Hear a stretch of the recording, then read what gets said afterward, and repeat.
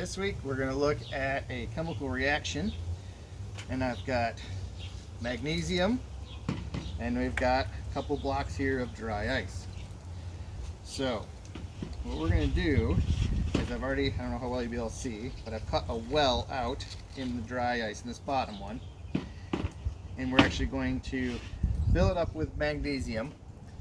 We'll light the magnesium. Remember we talked about last week, magnesium is in the second group. It's an alkaline earth metal. They're very reactive, and so it will actually burn, and we will cover it with the other block of dry ice, and we will have a reaction in which the magnesium takes the place of the carbon in the CO2, and so it's a substitution or a simple reaction and simple replacement reaction. And so we will end up with magnesium oxide and carbon. So it's going to take the carbon from the gas and make it as a solid, and we'll be left over with magnesium and oxygen bound together. Alright, so here's the magnesium. We just have magnesium shavings here.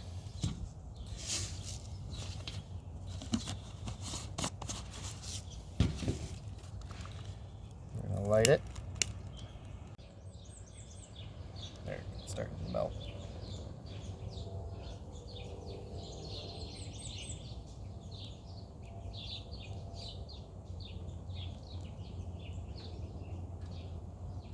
Yeah, they're starting to. Alright. So magnesium started. Put the other block on top.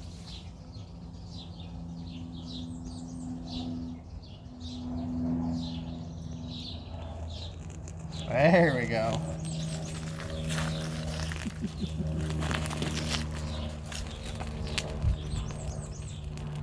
It's quite a reactive process. You can see all the light and heat generated.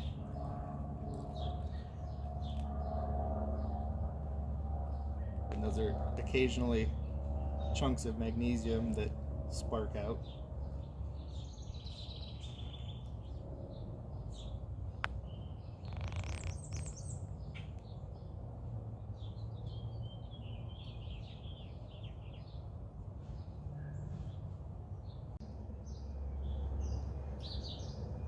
Alright, so you can see all the white residue left. You can also see, hopefully, in this light, what it did to the dry ice block.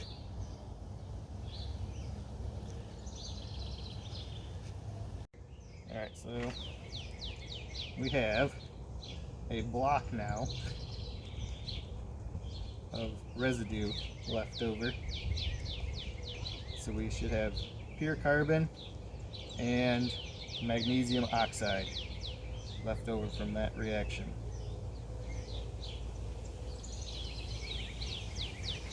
This is the solid that results.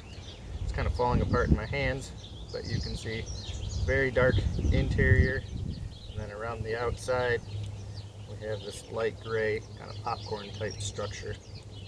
So once again we end up with carbon and we end up with magnesium oxide.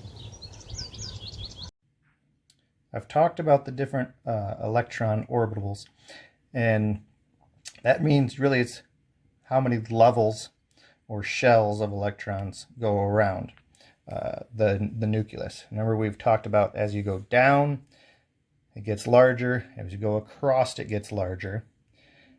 And just to give you an idea of the shells, they're actually named and numbered. We're not going to worry about that.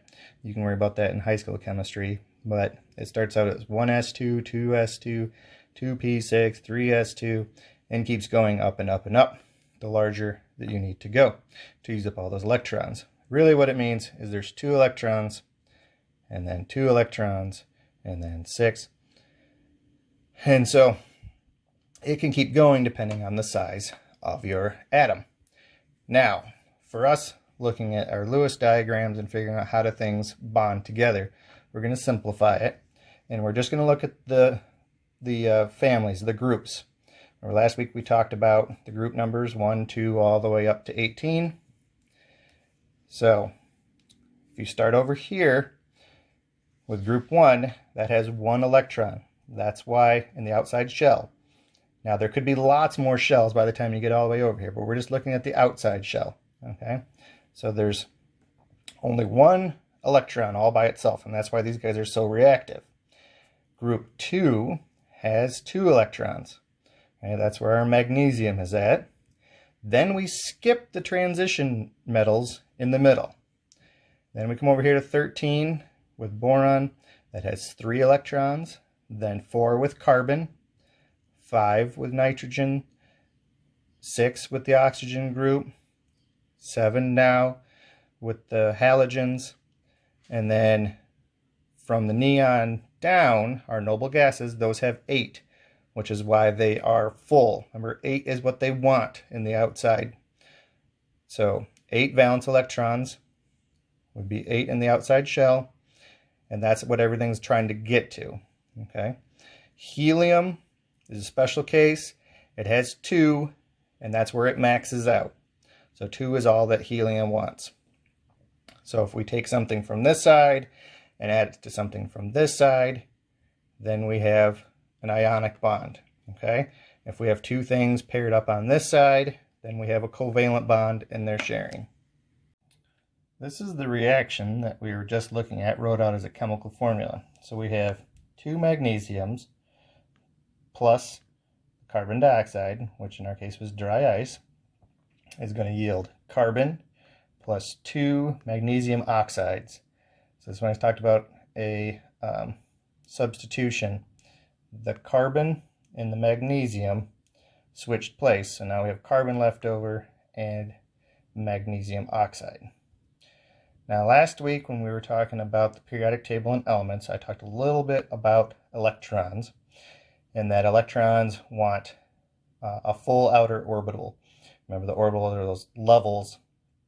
And so this is called a Lewis diagram, and the dots are to represent the electrons. And so we can look and see how many electrons we have. So magnesium has 2 electrons in its outer orbital. Carbon has 4, and oxygen has 6. Now it doesn't really make a difference where you draw your electrons, but often they're drawn this way, and you do sets of 2. You wouldn't just randomly go around. And then carbon, I could have done it as 2 sets of 2, or 1 on each side. Magnesium, I put them 2 together. And so our top components, if we draw them out, showing their electrons, are the 2 magnesiums, each with 2 electrons, plus the CO2, 1 carbon, 2 oxygens. Now, what we have here is showing the bonds between the carbon and the oxygen. We still have 2 electrons and 2 electrons, but we said that it had 6, and it wants 8.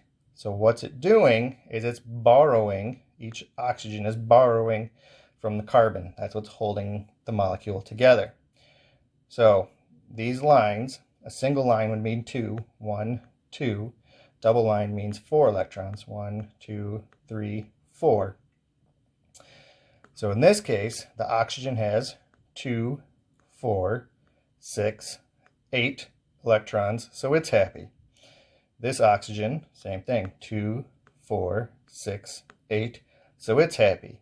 And the carbon is sharing with the oxygens as well, so it has 2, 4, 6, and 8. Now, once I add the heat and start that burning, it starts to break down. It breaks down some of those bonds, and we end up with the carbon back on its own, back with 4 electrons, plus now 2 magnesium oxides. So the magnesium took the place of the carbon. And so we have the magnesium with its 2, plus oxygen with its 6. So the oxygen took the 2 electrons from the magnesium, and we end up with 2 magnesium oxides, because we started out with 2 magnesiums. Okay, this is an example of an ionic bond. An ionic bond is when a nonmetal and a metal are bonded together. The metal will give up its electrons, just like the magnesium did, to the nonmetal oxygen. So it gave up 2 electrons to the oxygen. So really what ends up happening is the magnesium has a positive 2 charge. Okay, so it has more protons, 2 more protons than electrons, and the oxygen has 2 more electrons, so 2 negative, than it has protons. Okay, in comparison, a covalent bond is when 2 nonmetals share electrons. That's more like what's going on with the carbon dioxide. Okay, so they're sharing at that point. With the magnesium oxide, it's ionic. The magnesium has lost its proton or electrons and given them to the oxygen. That's what's holding them together. I thought I'd try the same reaction with more magnesium and see what happens.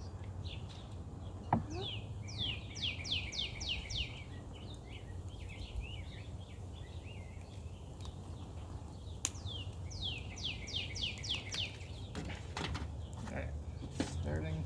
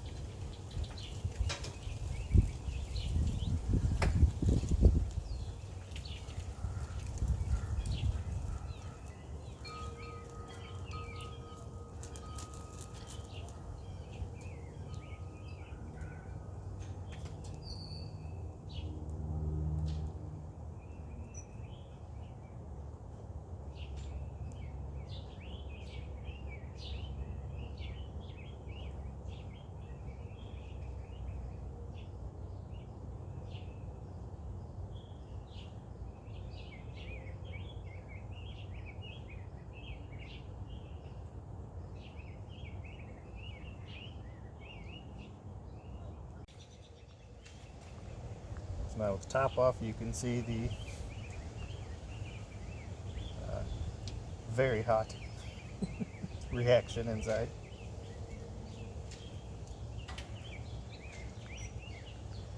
This is an example of bigger is not always better.